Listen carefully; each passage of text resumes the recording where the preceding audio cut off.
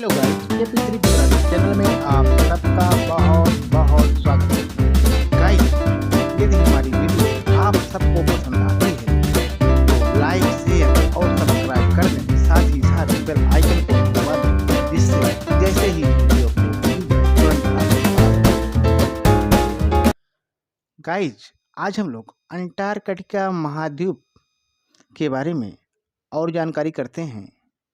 आइए देखते हैं।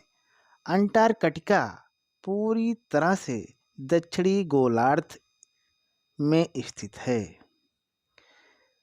दक्षिणी ध्रुव इसके लगभग केंद्र में है। यह महाद्वीप गोंडवाना चट्टानों से निर्मित आकार में पांचवा बड़ा महाद्वीप है, लेकिन विश्व का यह अकेला महाद्वीप है जो सदैव बर्फ से ढका रहता है, इसलिए इसे श्वेत महाद्वीप कहते हैं। यह सबसे ठंडा और वीरान महाद्वीप है। परिणाम स्वरूप मनुष्य यहाँ स्थायी रूप से नहीं रहते हैं, या कह लीजिए नहीं रह सकते हैं। आगे चलते हैं। आगे हम लोग देखेंगे अंटार्कटिक पहुँचने वाले प्रथम भारतीय रामचरण जी थे, जो 1960 में गए थे, जबकि डॉक्टर गिरिराज सिरोही दक्षिणी ध्रुव पर पहुंचने वाले प्रथम भारतीय थे। 1981 से यहाँ प्रतिवर्ष भारतीयों का अभियान दल आने लगा है। 1983 में भारत ने इस महाद्वीप पर भू संरचना, मौसम, पर्यावरण, जीवाश्म, जीव जंतु, वनस्पति, खनिज आदि के वैज्ञानिक परीक्षण हेतु यहाँ एक स्थायी मानव युक्त केंद्र दक्षिणी गंगोत्री स्थापित किया। अब यह पूरी तरह नष्ट हो चुका है। आगे चलते हैं। आगे हम लोग वर्ष 1983 में भारत अंटार्कटिका संधि 1959 से एक सलाहकारी सदस्य के रूप में जुड़ा तथा वर्ष 1985 में अंटार्कटिका के समुद्री जैव संसाधन संरक्षण का सदस्य बना। सितंबर 1986 से आयोग का पूर्णकालिक सदस्य बन गया। भारत ने अपने तीसरे अंटार्कटिका वैज्ञानिक शोध अभियान के अंतर्गत वर्ष 1984 में अंटार्कटिका पर भू संरचना, मौसम, पर्यावरण, जीवाश्म, जीवजंतु, वनस्पति, खनिज आदि के वैज्ञानिक परीक्षण हेतु यहाँ अपना प्रथम स्थायी मानव युक्त शोध केंद्र दक्षिणी गंगोत्री स्थापित किया। आगे चलते हैं। आगे हम लोग देखेंगे 1989 में भारतीय शोध केंद्र मैत्री की स्थापना की गई।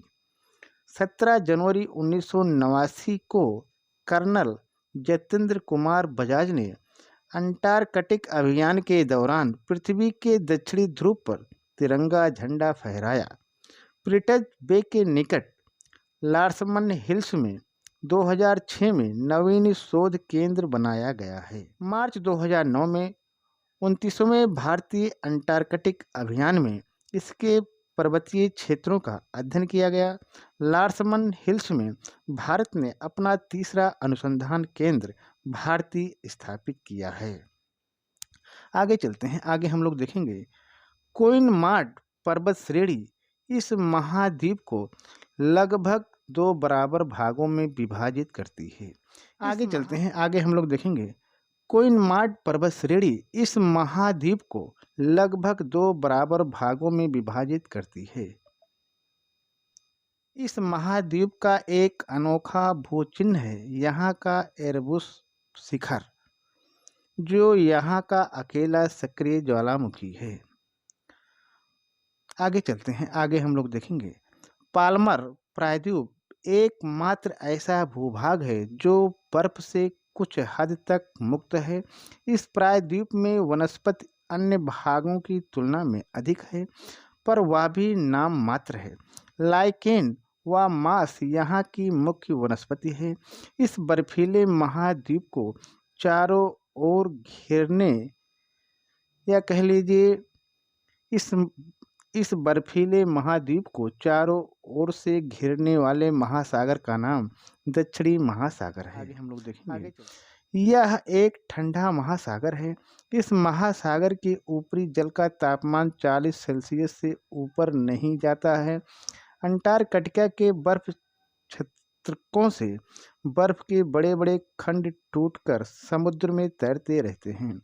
इन्हें हिमशैल लिखेंगे। वैज्ञानिकों को पृथ्वी के बारे में अधिक जानकारी देने के अनेकों अवसर प्रदान करता है।